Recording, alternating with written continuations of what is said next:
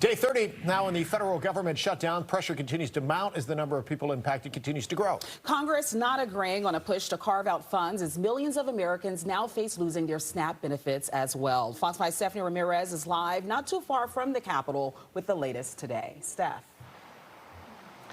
Good morning. And guys, we know more states are taking action this morning because we're talking about some 42 million Americans looking at losing their very essential food assistance benefit. We call this SNAP, right? And so in our region, it affects around 279,000 people. We know there were tensions erupting on the Senate floor yesterday because of this. I want you to hear some from Senate Majority Leader John Thune. Let me just point out, if I might, that we are 29 days into a Democrat shutdown. And the senator from New Mexico was absolutely right. SNAP recipients shouldn't go without food. People should be getting paid in this country.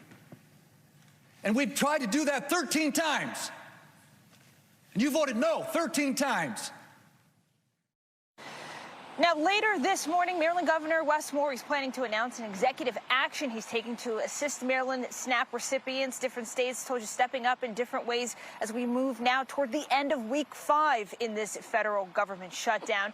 Yesterday, we were reporting on 20-plus Democratic-leaning states in D.C. suing the Trump administration over the Department of Agriculture refusing to tap into $6 billion in emergency funds that could cover SNAP costs as the shutdown continues. The hearing, there is a hearing slated to go over this. That is for later today. Republicans, they continue to blame Democrats. Democrats continuing to call out the president for not negotiating with them. And guys, it's the people who stand to lose. I spoke with a high schooler this morning who is even calling for lawmakers to end this shutdown. I think this needs to end because from our school, we're a public charter school, so we have to raise money in order to get resources for our school. And now that the government is shut down, like the fundraising we have is cut in half. And now, like, our school is suffering, like we don't have a lot of pencils and resources and things like that. And additionally, I know a lot of families are also struggling because I know people who worked in the government, and now that the government is shut down, they now have to work 10 times harder in order to provide for their families. That is a local high schooler. Guys, the Senate is expected to take up another vote today. I do want to note the lawsuit that we talked about, the hearing for that lawsuit, and also the announcement from Maryland's governor. We're expecting both to happen at around 11 this morning. I'll send it back to you.